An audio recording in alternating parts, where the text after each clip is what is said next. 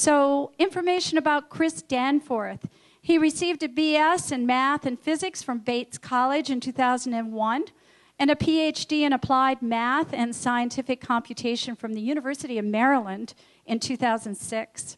He's currently on the faculty at the University of Vermont, where he combines mathematical modeling and big data to study a variety of complex biological, natural, and physical systems. Among other projects, he has applied principles of chaos theory to improve weather forecasts and developed a real-time remote sensor of global happiness using Twitter. His research has been covered by the New York Times, Science Magazine, BBC, and Vermont Public Television. So check out Emerging Science with Vermont Public Television. A warm welcome to Chris. Thank you. Thank you, Linda. Welcome. So I want you to close your eyes and imagine that from the time you were born, every word you ever spoke or wrote down was put into a bag. And you've come to this point in your life today, and you came in with your bag of words, every word you've ever spoken or written, and you hand it to me. And I shake it up, get rid of all the context. It might not surprise you for me to tell you that from that bag, comparing yours to other people in the room, I could tell you how old you are, whether you're male or female, whether or not you're married. But it might surprise you if I told you that I could tell how much money you make, whether or not you're a Democrat or Republican. I could tell things about your health, whether or not you're likely to develop Alzheimer's, maybe even how happy you are. So I work during my day job to try and develop algorithms to predict the state of the Earth's atmosphere, weather and climate models. And happiness is kind of my hobby. It's a great hobby to have, happiness. And so I'm here to tell you today about happiness.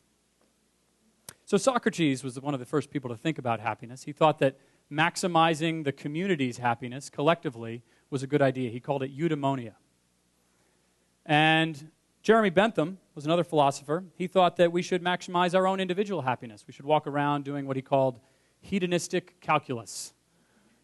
It's a great phrase. And then, Thomas Jefferson, who thought that it was important enough to put in the founding document of our country. He could have said life, liberty, and the pursuit of beer.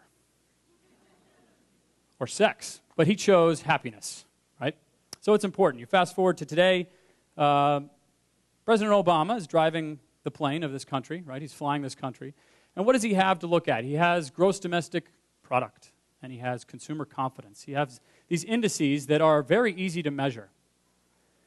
You can look at how much rice we import and how many cars we export, and you can add up all the numbers and decide how well we're doing based on what we produce.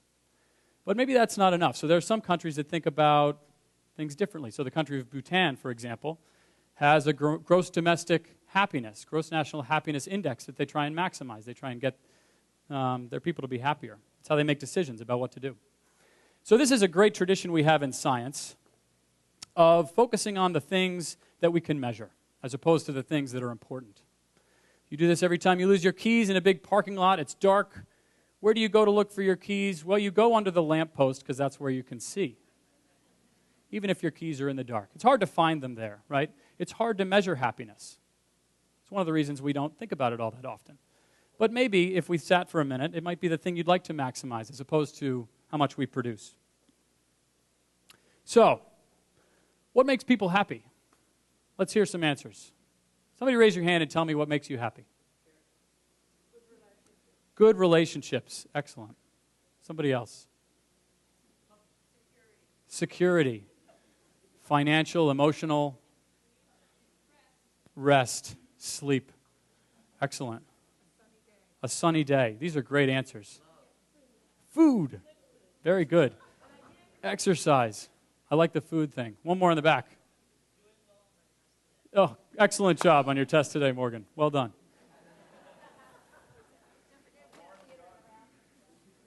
Anybody upstairs? Love. Very good. What is it? A powder day. That's a Vermont answer. Do you want to know what makes me happy? Chocolate-covered mangoes make me happy.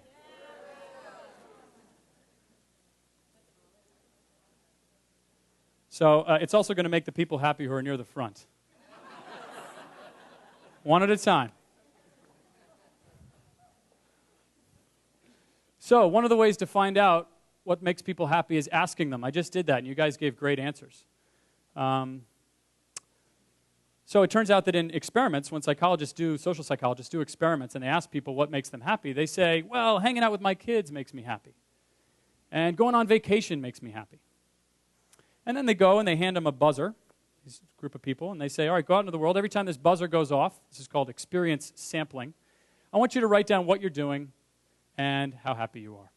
And so the data comes back, and much to our surprise, being on vacation, hanging out with your kids, these tend to be the most stressful experiences of your life.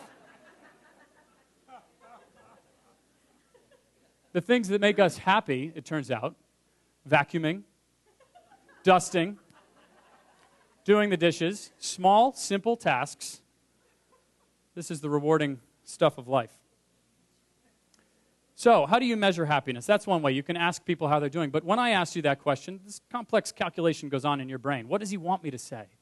What is my wife going to think if I say something? You know, something's going on in your brain when I ask you. So, we take a different approach. We try and observe how people are behaving in a natural or as natural as possible environment. So what we did about 5 years ago is we went out and got all the words that people use in the New York Times, on Twitter, on blogs. Google has scanned 15 million books with 1 trillion words in them over the last couple hundred years. Go and get those words too. Put all these words into a bag and find the words that are most frequent. So there's lots of the and of in this bag, as you might imagine. There's lots of good stuff other than that too. All the words you said are in this bag. And then what we decided to do was take the 10,000 most frequent words that were used in the English language, over all these corpora, they're called, bags of words, and we loaded them up onto this great website called Mechanical Turk. So Amazon has this service that's named after a chess-playing robot that actually had a person inside of it. This is the Mechanical Turk.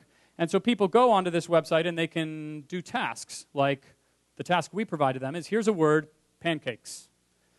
And then we have smiley faces over here and sad faces over here and kind of the flat face in between. 9 little faces. And so you pick between 1 and 9, 1 being sad face, 9 being happy face. What do you think of pancakes? So I think it's kind of a 7. Kate thinks it's a 9. Anybody not like pancakes? All right, a few people don't like pancakes. So what we do is we don't just ask one person, we ask 50 people. What do you think of pancakes? And then we average their scores. So pancakes comes out as a 6.98 on this scale of 1 to 9. Lots of people like pancakes. So that's pretty happy. The word the, for example, when we put this up there and ask 50 people, what do you think of the? It's spot on 5.0. When we ask people, what do you think of prayer, for example? We get really happy responses, really sad responses, and so we get an average that's somewhere in between, somewhere around 6. But really, it's not fair to think about it just as 6, right? Because there's some people who really like it, some people who don't. So we take all of these words, these 10,000 words, which represents the majority of our language, more than 95% of the words we ever use, and we take this bag and we look at it. All right, so lots of words are near 5. The and of, these words are all near 5. There's some sad words and some happy words. What we thought before we looked was that we'd probably see some sort of a normal distribution where the majority of them would be near 5. There'd be some sad words and some happy words, but it would look like the heights of men in the United States, for example. There would be some average, and it would look Gaussian or normal, it's called. So we found that, but it's not centered on 5. It's centered on 6. And it's not just, so we did this looking at Twitter, and we saw this on Twitter, and we thought, oh, it's because people are writing about how they love pancakes and mangoes. Of course it's happier, right? And of course there's a bias towards the positive. So we did the same thing for the New York Times, for Google Books over the last 200 years, for music lyrics over the last 60 years, every song that people have loaded lyrics onto the web for. And every one of those data sets, you take the top most frequent 5,000 words and make this plot, and they're all biased to the right by about a full point, around 6. And it doesn't matter if we look at the most frequent 1,000 or the least frequent 1,000 in that list, it still has that shape. as though this happiness bias is somehow baked into the DNA of our language, our linguistic ecology. And maybe that's because we evolved to be able to get along. So there's some arguments about how that should go down, but that's one of the interesting things we found. So once we had these scores, so again, I take 10,000 words, most frequent. I get 50 people to score each of them. This took 24 hours on Mechanical Turk. Paid $1,000 to people. And we got 500,000 clicks in 24 hours. The future of social science right there. And then what we did, we said, all right, let's see what we can do with this. So we grabbed all the music lyrics over the last 60 years, starting in 1960. You say, all right, how about the Beatles? How happy are the Beatles? They talk about love a lot. So we go and look at all the words the Beatles use in all their songs, and we average, every time we see the word love, love's like an 8.5. It's the second happiest word. Happiness is the happiest word. 8.6. Shocker. And so love, they use love a lot, the Beatles do. So we look at their bag of words, and we average all of the words in that bag, and we get some number, right? And now's a good time to talk about why we're not so concerned whether or not we get a given song right or even an album right, because we're ignoring context. Remember the bag I gave you? You shook it, so all the context was gone. Really what we're trying to do is measure the temperature of the room, so to speak, rather than figuring out what one molecule is doing. So we're going to get some individual sentences wrong. We don't claim to be able to understand the happiness of a tweet or a band. But at the level of a population, if we look at the statistics of some large group, people who tweet from Walmarts, for example, we want to know what their happiness is. The number tends to be in the millions, the number of words that we have. So the context, believe it or not, tends not to matter. And we have ways of checking that, statistical techniques for that. So we take the Beatles, they're happy. We take every song written in 1960, put it in a bag, compute its score. Every song in 1961, 62, all the way up to 2007.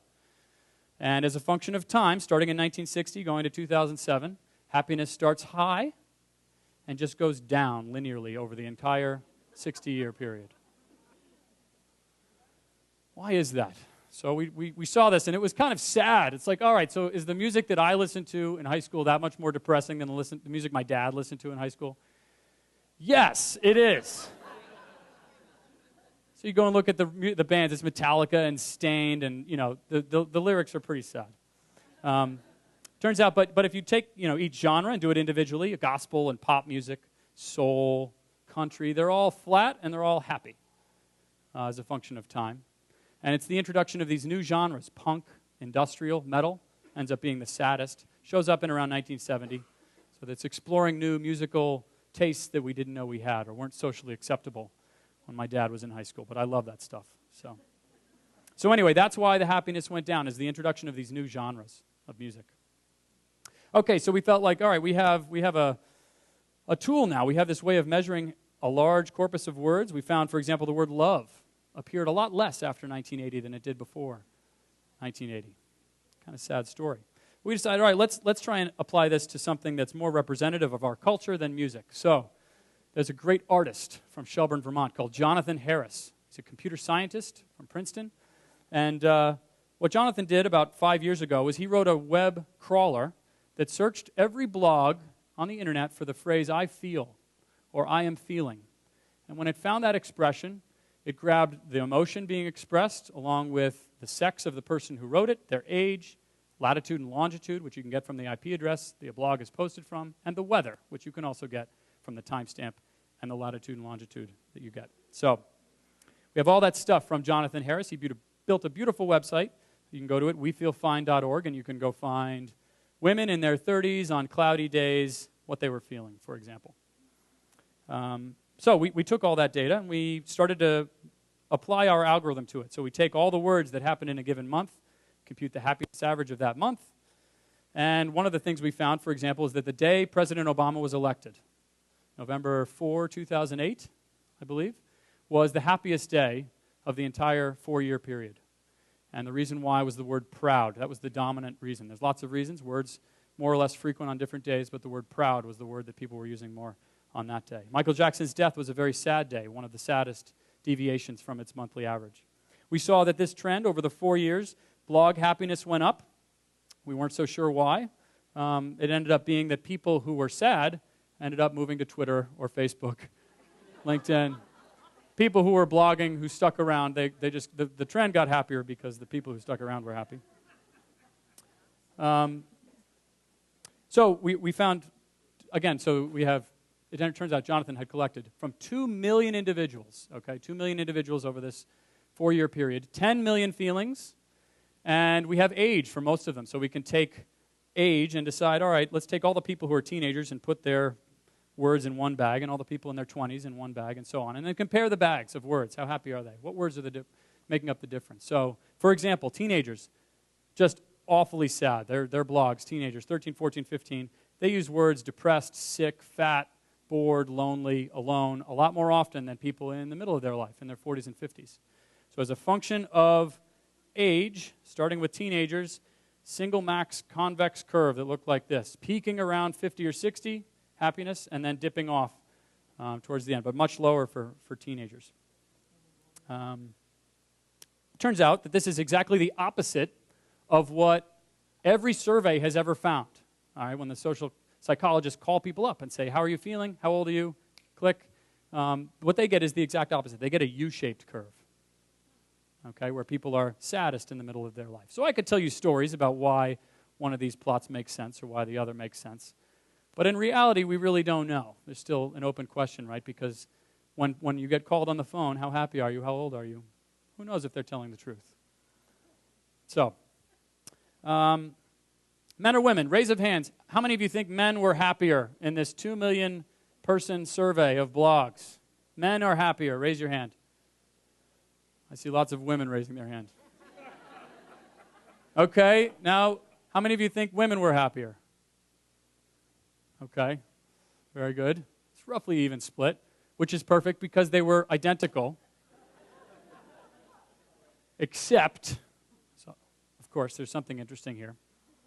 The women women posting to blogs over this period, who said, I feel or I am feeling, they use words on either end of the spectrum a lot more often than men. The happiest words, the saddest words, women use those a lot more often. So of the 15 words that make up the biggest difference between men and women, of which it's a small difference, the only word that men use more is good. How was your day today, honey? There's a lot in that word, I have to say, coming from this side of the aisle. There's a lot in that word. It's a good day. Sunday ended up being the happiest day for blogs. People talking about what they did on Saturday. Beach, party, fun. Popular words on Sunday. Wednesday, the saddest day, middle of the week. So we found lots of things with this We Feel Fine data set. And then we went on to Twitter. So Twitter exploded back in 2007, 2008. And we said, hey, we have big computers. We have big hard drives. I have a collection of 40 terabytes of hard drives in my office that collect 20 million messages from Twitter every day. It's between 10 and 20,000 messages a minute. It's roughly 10% only of all of the Twitter messages. 200 million every day on Twitter. There are roughly 300 million people using Twitter right now. Almost 1 billion using Facebook. What is Twitter? I used to have to explain this to people, right? It's really just people talking about what they're doing, sharing news. It's pretty cool. I'm getting used to it myself. So we get all this data from Twitter, and then we do the same thing. We take messages that come from a particular part of the world, for example, Vermont, and we say, hey, what about these messages is different and interesting? So it turns out that Vermont is one of the happier states on Twitter. We use the word hate less than most other states in the country. That's the dominant word. Utah, happiest state on Twitter, lots of prayer and God. Happy things for folks in Utah. Success. Very good. As a function, so we get with information. So when you post to Twitter from a mobile phone, that information, and you've made your Twitter account public, that information comes to us, that exact latitude and longitude. So if I were standing on this table, it would put me somewhere in the footprint of this table if I did it from my mobile phone. So we can do things like look at how happy are messages coming from Walmart versus national parks, right? We can do things like look at what county your message comes from. So with county information, we know, say, how that county voted in the last election. So one of the things we did was we looked at counties that were very pro-Obama. So the most pro-Obama county was in Washington, D.C., which was like 90% Obama in the last election. Take all the tweets over the last 3 years from that county, put them in a bag. Take the counties that were most pro-McCain and put them in a bag. And then add up the happiness. And so what we found was that messages that came from the very pro-Democratic counties, very sad. Messages that came from the pro-McCain counties over the last 3 years, very happy. And linearly falling off between the two of them. So Democratic counties, sad. Why is that? Well, it turns out we have this other thing we measure. We take this bag and we think of it as a population, like it's an island, the Galapagos, and you want to measure the diversity of that population. So we have a way of computing an equivalent lexical vocabulary of that bag. So it related to how many words are in there. And we found the exact opposite trend than the one I'm describing. So counties that were very Democratic, very sad, highest lexical diversity. Counties that were pro-McCain, happiest, lowest lexical diversity. So we're trying to understand why that is, but that's one of the things we found. You're thinking something in your head, but I'm not going to say it.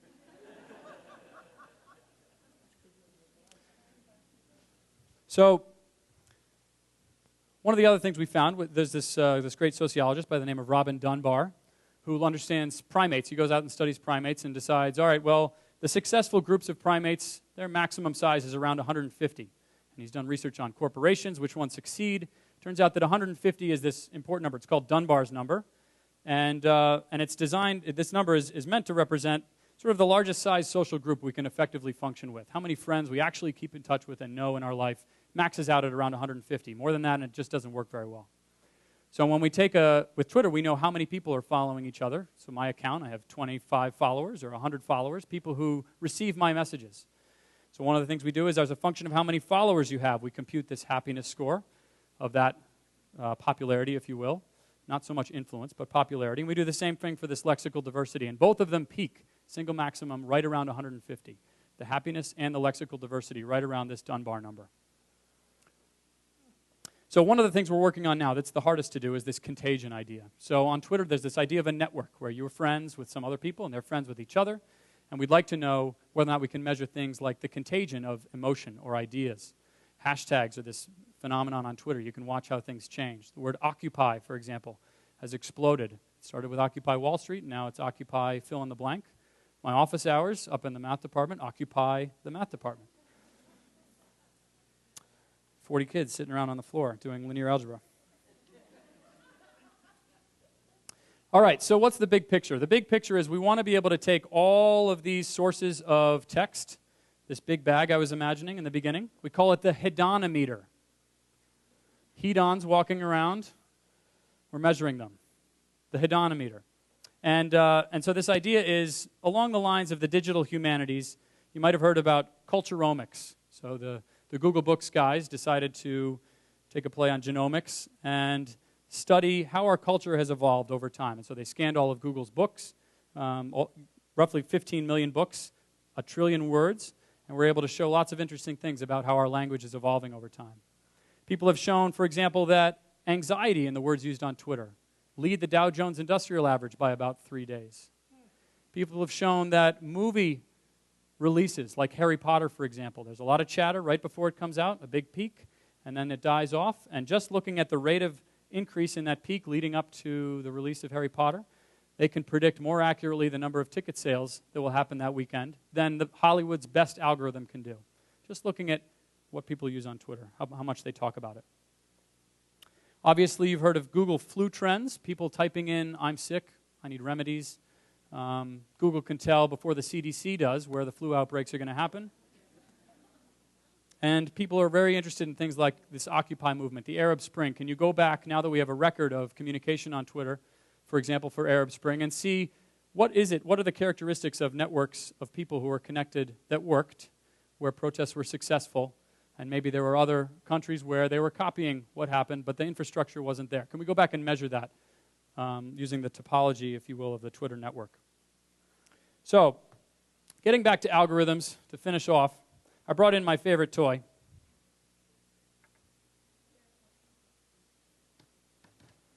This is called a double pendulum. And it's the hallmark system of chaotic behavior. You're used to the grandfather clock, right, which has a single arm that goes back and forth. Well, this has a second arm attached to it. And we use this a lot in our lectures to try and understand nonlinearity and unpredictability. So it turns out that if I take a laser and I measure to the best of my ability the location of this pendulum, I feed perfect information from that observation, which might be off by a nanometer if I do it really well, into a model, a perfect model of the exact governing equations of this system, and I ask, how long on the fastest computer in the world can I predict where this is going to be? The answer is 5 seconds. We put a man on the moon 40 years ago, and we still can't predict for more than 5 seconds where this thing's going to be. What we can do, however, is understand the equations of motion that govern this. Okay, it's F equals ma. And there are clever algorithms that computer scientists have developed that mimic evolution, natural selection. What they do is they take a laser and they just watch this thing moving for some period of time, and then they feed observations of the system into this genetic algorithm. What it does is it takes candidate models for F equals ma. It doesn't know anything about physics, but takes candidate sets of functions that might describe it, combines them in different ways, and checks to see if that works. If it works, keep those and evolve them into another generation. If it doesn't work, if that model doesn't work, throw it away. So that's the natural selection part. And then you take all the knobs in the model and you do this over and over again, repeatedly. And what you end up with after some period of time, 10 or 15 minutes, is a computer that has derived F equals ma. It took Newton a long time to do that. It takes a computer about 10 minutes today to do it, just from data, just from watching the pendulum. So it's an exciting time in science now because we have a lot of data. It's transforming many fields. And outrageously, I will claim that we're going to be able to do for social systems what can be done right now for this pendulum. We're not going to be able to know exactly what things are going to be like 2 to 3 days from now. But we are going to be able to say things about the laws of human behavior. How do we move around, right? We're all carrying these little wireless sensors in our pockets. Turns out that you can predict, just based on where someone has been, within 95% accuracy, you can predict where they're going to be at any given time of day, based on where their cell phone has been. So we're going to be able to derive, using big data, we're going to be able to understand how societies function. It's going to make traffic much better. Hopefully, Obama will pay attention to this hedonometer, and we will be able to maximize our collective happiness. You've heard about Watson, right? Watson, who battled on Jeopardy, Ken Jennings. Watson is an example of one of these algorithms that takes in tons and tons of data and tells you something. In Watson's case, that somebody already knew about the world. But eventually, somebody's going to figure out how to give Watson enough data so that it'll tell us something we don't know about the world. This is happening. So, before I finish, I want all of my students, research students, to please stand up. Everything I've said today that was clever or interesting came out of their mouths first. Cameron Harris. Raise your hand when I say your name, please. Cameron Harris. Louis Mitchell. Morgan Frank. Paul Lassard. Eitan Pachenik. Nicholas Allgaier. Aaron Powers, you better stand up too. Is Eitan here? Eitan, you're here. Where's Jake? Jake, hello. And for Jake. Thank you all very much for listening. Oh, and one more thing. My close collaborator, Peter Dodds, who couldn't be here tonight, I came to UVM 5 years ago thinking that fluids were pretty cool, and he showed me how people are actually a lot more interesting than fluids. So I want to thank Peter as well. Thank you. We have several people that are hopefully watching from Vermont Public Television. We're very excited to have this partnership. And again, encourage you folks, if you want to go see some of our old former episodes, they're not that old, go to vermontvpt.org and you can see those. So thank you to those at home. And if those at home would like to create questions, we will give those to Chris and answer those questions in addition to what folks have going here as far as dialogue go. A couple shy people brought their questions up here for you, Chris. But we encourage everybody to have a good time and ask some questions. I'm going to run around with a microphone so that everybody can hear, because, again, oh, great. If you can yell, that'd be awesome. Not that I don't need the exercise, but I'll repeat the question. Chris will repeat the question, so we'll be all set if you've got questions up there. So thank you guys again so much for coming tonight. We look forward to seeing you either next month for That's Brilliant on December 8th, and then the next Cafe Psi will be in January on the 12th. So, Chris, thanks. Hello. Yes. Questions? What do I do now? Well, you can go with the Just answer them? Okay. Yeah. Okay. We have strict rules here, right? We ready? The way we think when we talk and the way we think when we write are very different, as well as how honest we are about the way we feel. How do you know what people type on Twitter is a true reflection of the way they feel? If you don't know, how much room do you leave for error? Great question. So the relationship between what we say in our lives, what we write, what we think, and how we feel is very complicated, and one that I am not qualified to describe. I can say that, one of the things we do to try and understand how accurate it is, I can address the errors issue and then get back to this idea. One of the things we do is anytime we get some trend, we take a quarter of the words we have scores for and throw them away and see if the trend's still there. And we do that thousands of times with random selections of the words that we have. And if the trend remains, then we're pretty confident about it. And usually we have so many words, billions and billions of words that we're computing these trends for, that we're okay. One of the other things we'll do is we'll take a word like cold, for example. So I've got my list up here. Can I has happy for cold, please? Okay. So cold is a 4.2. Now, if I go and I take the bag of tweets that have the word cold in them that have appeared over the last 3 years, and I compute the average happiness of that bag, with cold removed, because I know it's in every one of those messages, it's roughly 4.2 also. So that's one of the exciting things we found, is that when you measure the words that occur around some word, the happiness of that bag tends to correlate very strongly with the word that lives in there.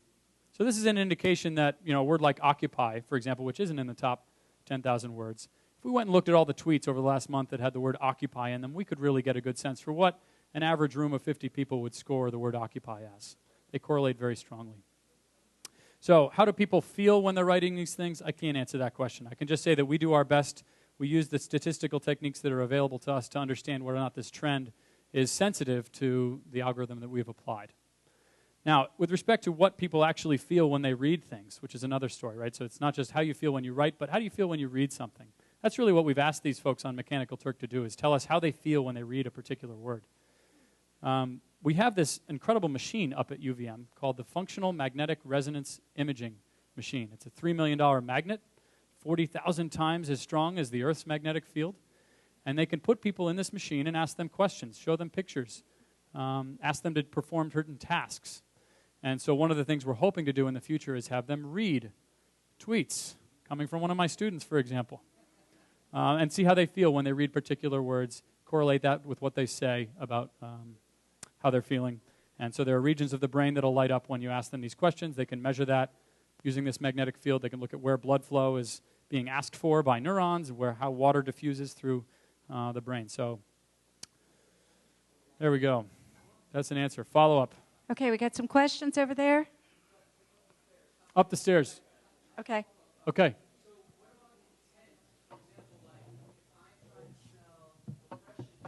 Yes.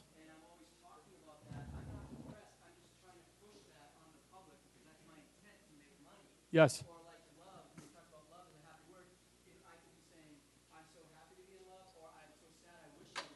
Yes. Totally. Totally it does. So the question was, effectively, context. So if I was selling depression medication and I was using a bunch of happy words around this medication, or I was saying I'm so sad that I wish that I were happy in love, but I'm not. It's kind of a sad thing to say, right? So so we get those wrong, right? but they're so small of a sample. We can go and look and see, all right, how many times does a verb have the word not in front of it?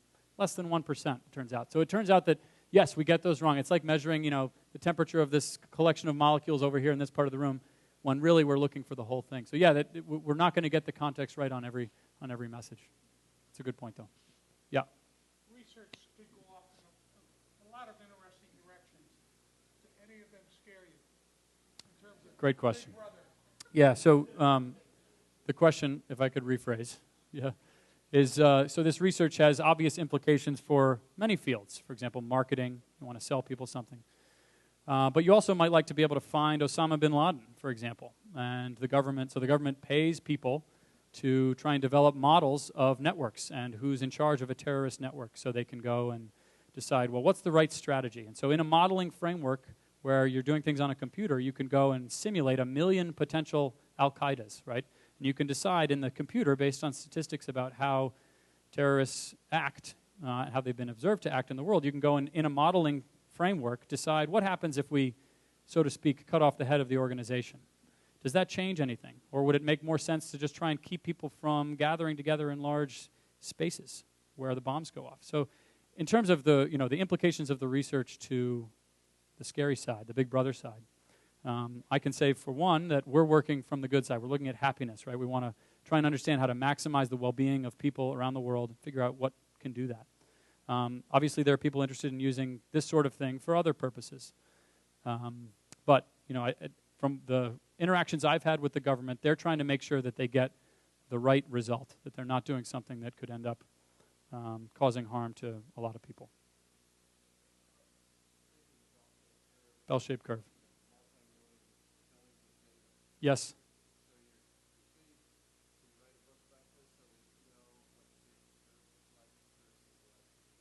Yes. The question was, can I write a book about this?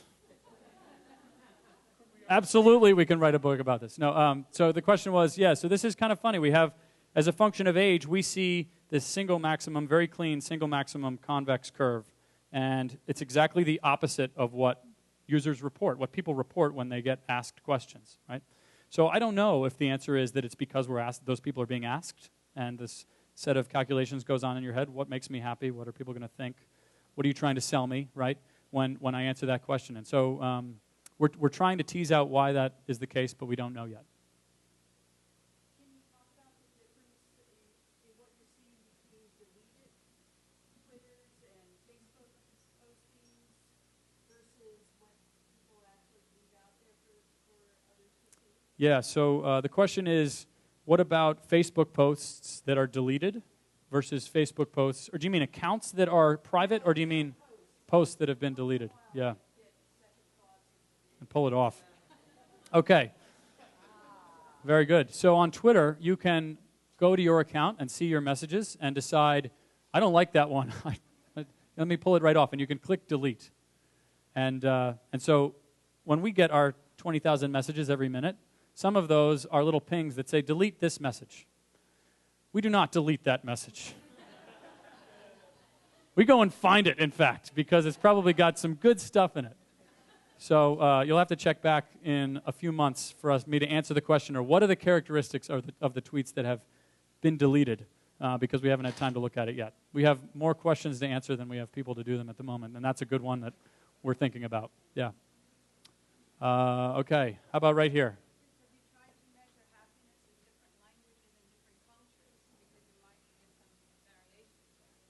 Right. So the question is, have we tried to measure happiness in different languages? We have yet to perform that exercise. People have done that. They've done things like what we did on Mechanical Turk and other languages. And, for example, in Spanish, it was shown that the words, when translated from English to Spanish by someone who spoke Spanish, the scores that you would get giving native Spanish speakers those words to score them, and the scores that you get by just translating the English data set are very highly correlated with each other. So hopefully we're going to be able to use, as a first pass, translation of other languages and our own data set. But eventually, obviously, it would make sense for you to have scores for every word in every language. And so we haven't done that yet, though. Up here. Okay. Yeah.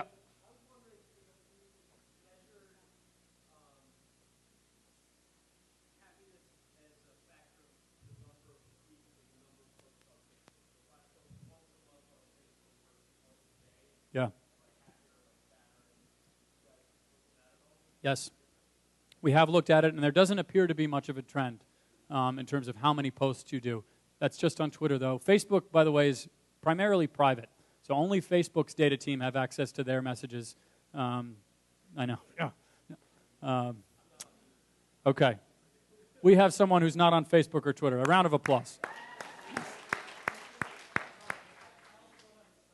He doesn't have a cell phone, people. Again. Are you happy? Yeah. He's feeling pretty good. I'm getting a really good vibe from this guy. It's pretty nice, yeah.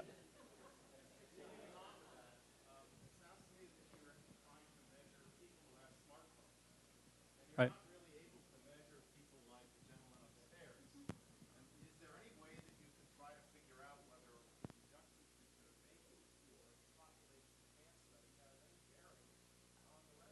Very good. So I mentioned that there are several 100 million people using Twitter. They are a slice of society, right? Tends to be people in their 20s to 40s. Younger folks use Facebook. Can we say anything about my grandmother or your mom or people who don't use Twitter? The answer is all we're capable of doing is looking at the results we have and comparing them with work other people have done, survey work, where they call them up and find out how well they're doing. So those comparisons thus far have been difficult because the things we find tend to be different from the things that people find when they ask the question. So it's hard to know.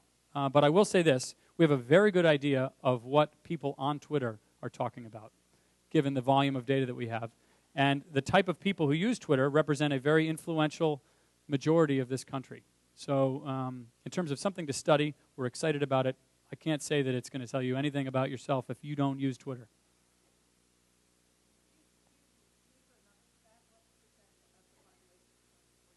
Yeah. Right. So the number is not in my brain right now. I can make an educated guess. So with 300 million Twitter accounts, and it's a global phenomenon. It's not just in the United States. In the United States, there are probably somewhere around 20 million people, 30, 40 million people in that age group of the right economic background that they would have an account. And so I would say that it's on that order of magnitude. So from this country, 20 million people to 40 million people. Yeah, a lot. With respect to the mobile issue, it turns out only 5% or so of tweets come from a mobile phone. So that's a surprisingly small number. So a lot of the messages that we get don't have that geotagged information, and so we have to infer from the location the user reported when they signed up where they are.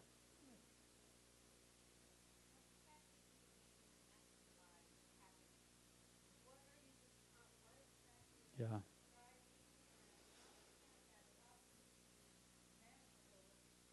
Yeah. Really good. I have no good answer to that. I mean, so the question was, sorry, what do I think, what do I mean of, when I say happiness? And what I mean is we're measuring the words people use, and the average person who signs up to use Mechanical Turk, their reaction to those words, right? So how does that relate to our happiness? It kind of gets back to the other thing. I'd love to stick people into this fMRI and associate reading words, writing words, with how your brain tells you should feel. Are you getting little hits of dopamine, right? It turns out we really just like to get new stuff. Like I said, we like to get information. We like to check our email. We like to dust the house and vacuum and wash dishes. So these are things that make us happy when you actually go and look, right? So, yeah, I don't have a good answer for that. It's hard to say. What is happiness to you? So I can tell you, I love mangoes, right? Chocolate-covered mangoes. Are they gone? Did I not get a single chocolate-covered mango?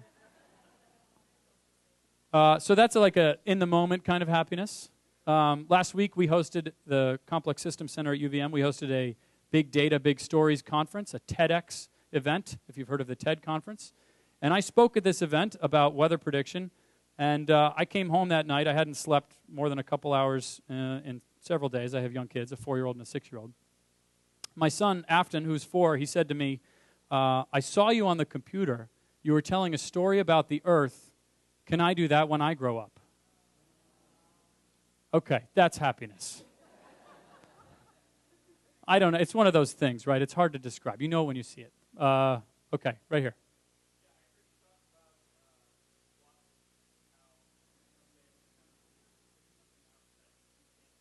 Yeah.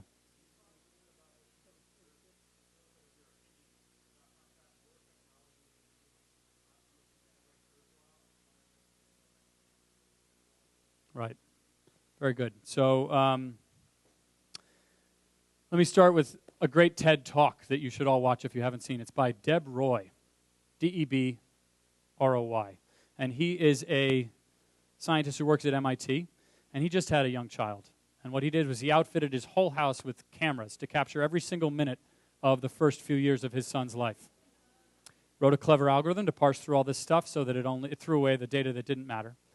And during his TED Talk, you can observe his son. What he does is he just strings together every appearance of his, or every time his son used the word water, from the first moment till the time he nailed it. And so you listen, and it's 150. It starts out as sort of garbled, and you listen to him over the course of several months, work his way towards it, and then eventually, he clicks and he gets water at the end, and it's a fantastic moment, right? So the idea is computers have changed science fundamentally. The ubiquity of them, the fact that we're all carrying them in our pockets. I could go ask Siri on my iPhone whether it's going to rain, and she would tell me. So we're at a place where these wireless sensors are distributed around the world. People are doing it for us, right? They're walking around with them. And so we're at a moment of transition, I think, for not just the physical sciences, but the social sciences to decide, so Watson has access to actually a very small amount of text. It turns out only about as much data, 50 gigabytes, as we get in a day from Twitter, was what Watson was able to use to win Jeopardy. So if you imagine taking all of the observations that come from satellites and all the observations of people's mobile phones, you imagine how they move around, messages that people write online, feeding all of this into something like Watson, all right, that can process all that information and develop statistical models for how people are behaving, how the world behaves. I think that it's going to be, the next 10 years, I think something like Watson will make a prediction of something that will come true that we did not know. It'll tell us something about ourselves.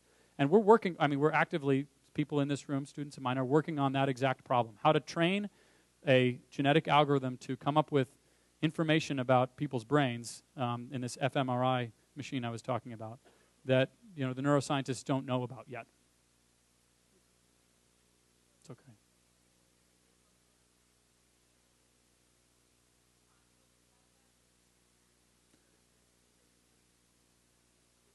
So his work is very important to this idea that we're going to be able to record. So this child of Deb Roy, right? Every word he's spoken, every move he's made, it's a record of his life. You're going to be able to create this bag of words I was talking about. It was imaginated. We were imagining it.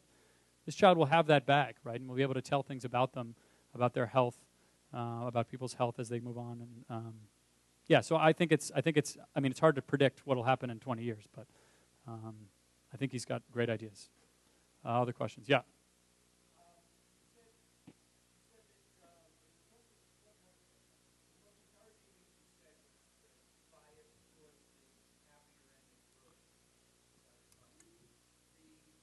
Really cool, yeah.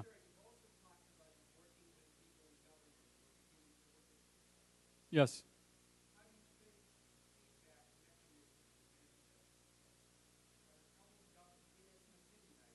Right.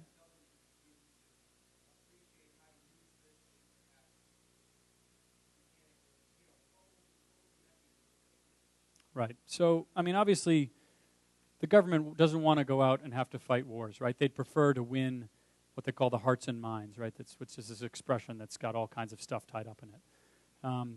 What they'd really like to be able to do is understand how cultures evolve and why people disagree with each other and why conflicts start and how they end. And they have lots of data now over a long period of time.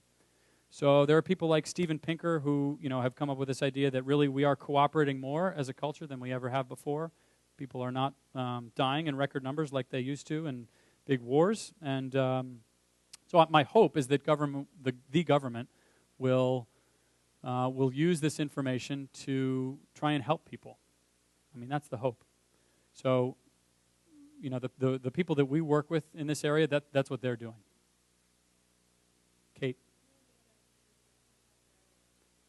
Yes, there are other written questions. I have my my paper ready to tell you about words. If you have a word in your mind and you want to know how happy it is, let me know.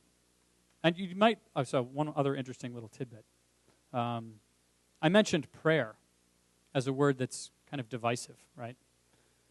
Any other words you think might produce disagreement amongst people rating their happiness? Snow, okay. Politics, health.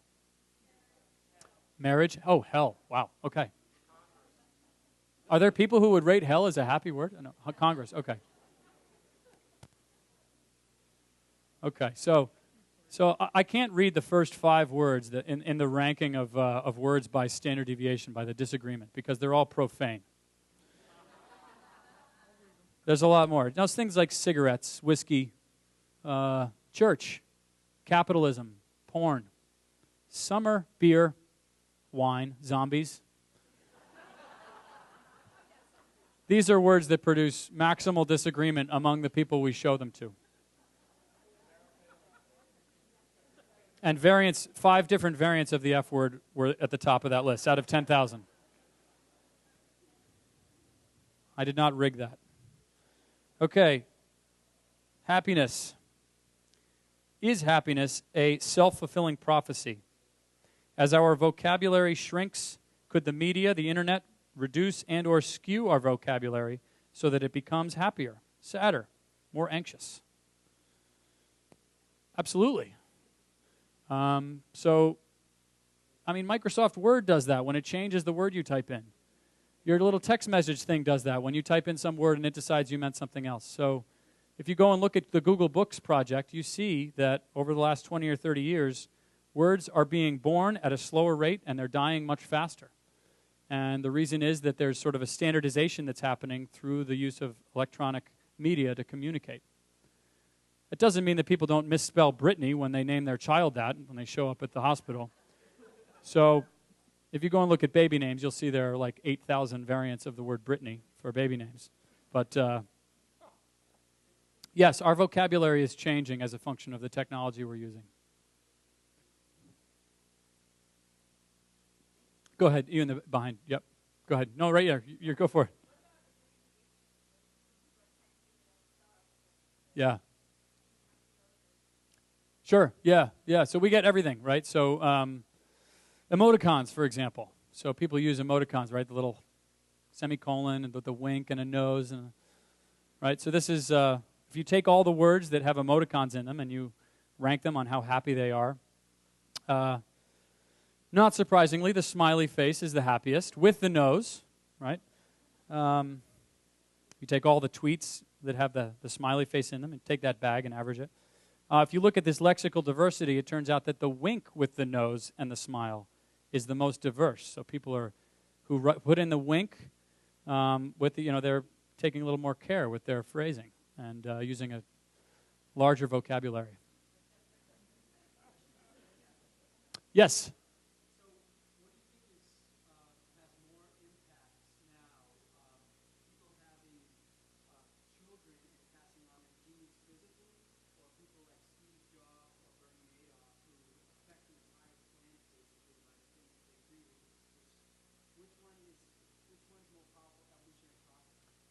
That's a great question. So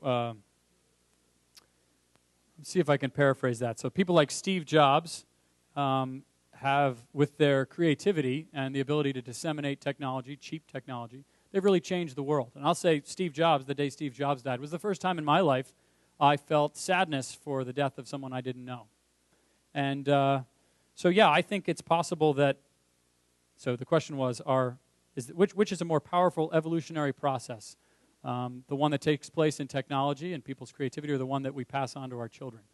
So as a father of 2 young kids, I think that it's the experience they have growing up with you that matters. I don't think that technology is ever going to replace that. So round of applause for that. Okay. It's a hard question, though. Okay, in the back.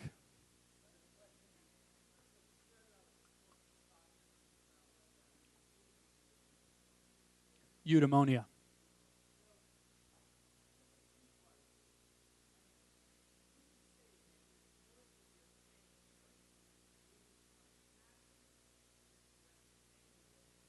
Sure.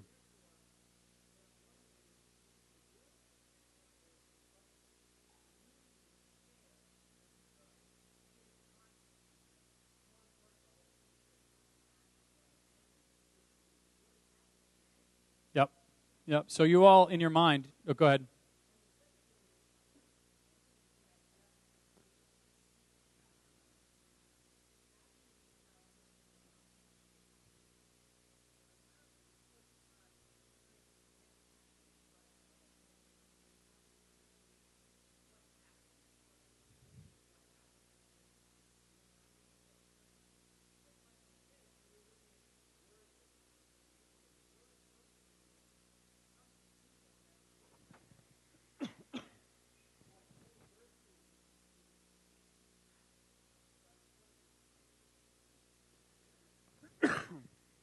So, great point.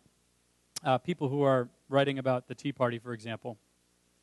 Probably you have people writing about the Tea Party in the New York Times who are trying to be objective, and people who are from the Tea Party who are using language to describe the government, which might be sad, but they're happy about having done so. Yep. So, I agree with you that there are people who are happy being sad, and there are people for whom the pursuit of happiness is sort of never-ending, right? They're trying to find something that they don't have, and that other cultures maybe get this more right than we do. These are things that are very difficult to tease out with what people with looking at the words people use. I think if you went and looked at individual sentences, you could do it. You could decide, all right, what types of narratives do people use? What type of metaphor do they use in describing this thing they're battling against, right? As inequality, or we are the 99%, we occupy. So what type of narratives do they use? You can go and from a perspective, maybe of a linguistic perspective, to understand that phenomenon across different cultures, you might be able to make a statement about what types of speech are effective and sort of that community that you're talking about, right? We all agree on this thing, right? So I was mentioning earlier that the Republican counties, their lexical diversity is smaller, right? And maybe that's something to be applauded, that people agree. Maybe not. So we're in Vermont, we tend to disagree. So, yeah, it's hard to tease those things out. Can I prove that ignorance is bliss? Have I proven that ignorance is bliss?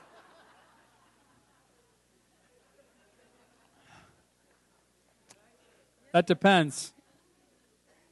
Very good. Corey's question is, have I proven that ignorance is bliss? And I said I was not going to say that, right? So I have not. Jason.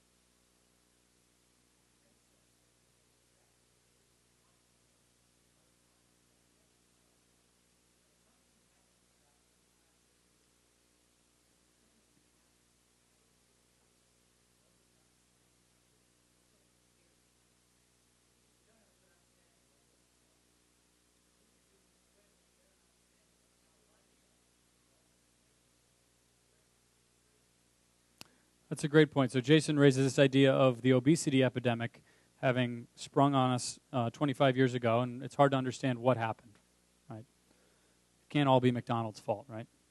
As much as we'd like to say it was. So one of the things I mentioned is that we're trying to understand where, based on where people are writing from, what they say. So we can look at messages coming out of McDonald's, not just people who say the word McDonald's, but literally what they say while they're in McDonald's. And so there are these network effects that people try and understand and study. This idea that, I have friends, and, my social universe is basically my friends and their friends and maybe their friends. And the influence of those people on my life and my decisions is profound, right? I mean, that's where I look for acceptance in the world, that the decisions I make are valued in my community. And so if my community looks like me, we don't exercise, we eat a lot, we're not healthy, maybe I'm happy like that. Maybe that's okay. So yeah, it's certainly possible that we could try and understand based on what this network looks like. The difficulty is this homophily, right? So people sign up to be friends with people that are like them. And so it's hard to tease out the difference between whether or not some behavior is contagious or whether or not people just, people who are obese have obese friends. Hard to tease those things out, but that is something that we're going to try and do, not specifically for obesity, but just, the contagion in general. But it's a good idea. Okay, yeah.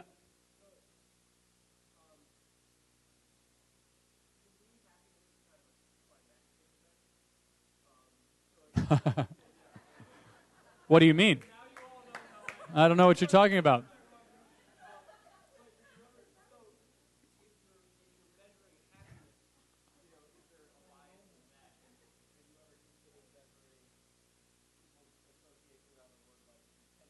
Yes. Yeah. Yeah. Sure.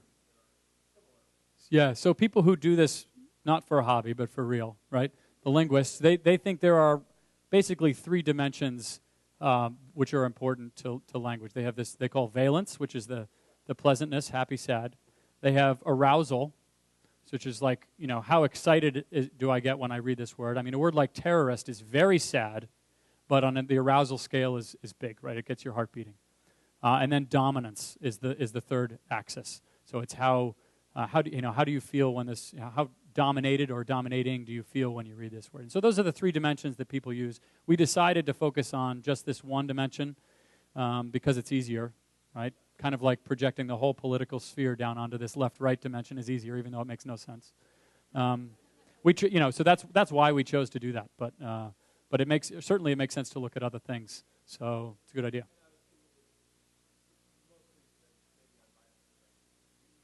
Yeah.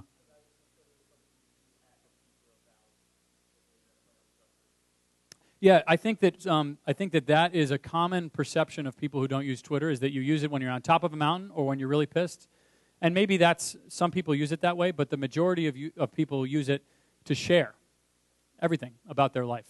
And so that is a small minority, the people you're speaking of. Well, it's okay, because you don't have a cell phone, so you'll get a free pass for the rest of the night. Yeah. Yeah.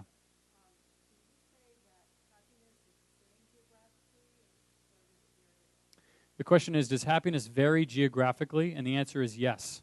So we have scores for every state, for example. Can we correlate rates of disease with happiness? And the answer is we can correlate it. It doesn't mean anything, though. If we show that they are correlated, it could be any of a million things that make that. I mean, I can take number of pirates in the Atlantic Ocean or the Pacific Ocean and plot it versus temperature of the Earth's atmosphere over the last 100 years, and they would correlate, right? And so the question is, how do you tease out the difference between correlation and causation? And that's really hard.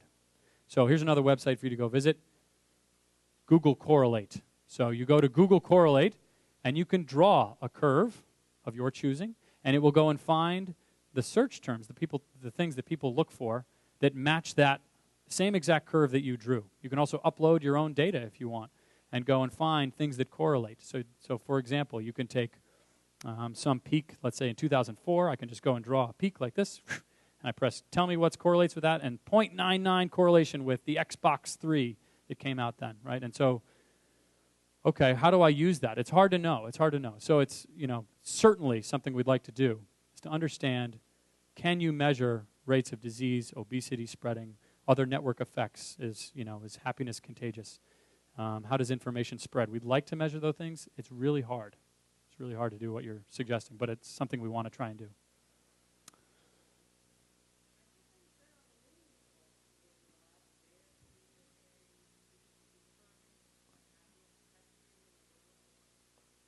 The happiest country in the world.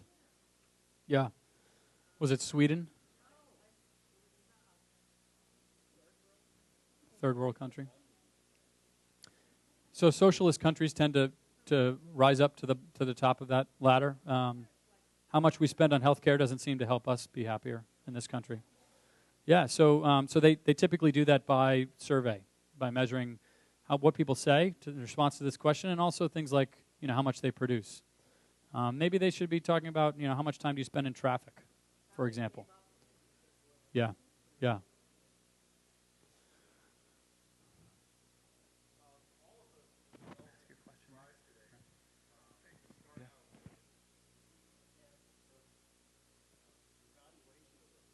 Right.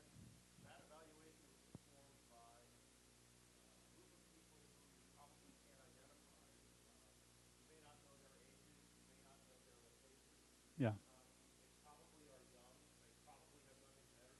Yep. Yes, yes, yes. Yeah.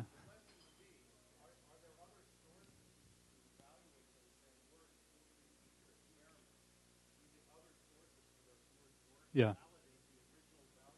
Right. So a lot of what we did was based on an experiment somebody did like this years before us. And so we were effectively doing exactly what you said. We were repeating their experiment, but on a much broader scale, and our words correlate very strongly with theirs. Now, theirs was with college freshmen in a Psych 101 course.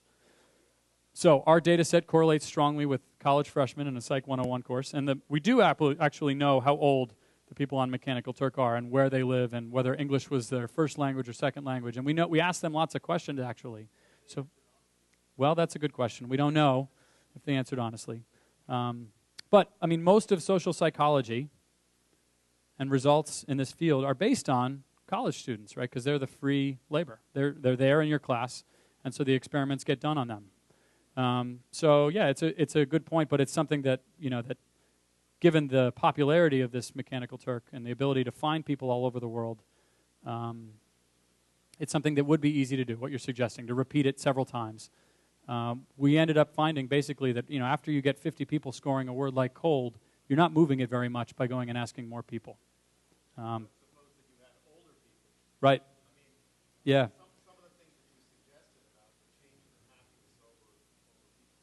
Yeah.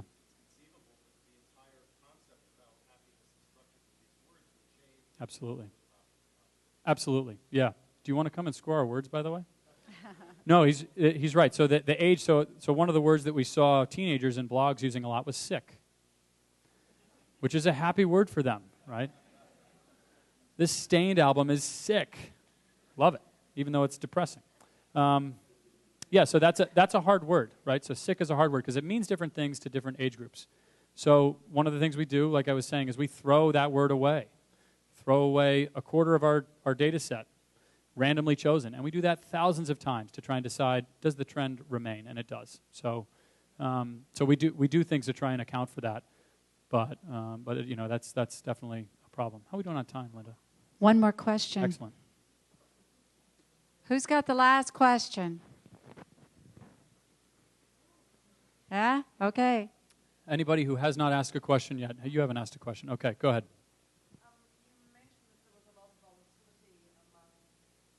Yes. Uh-oh.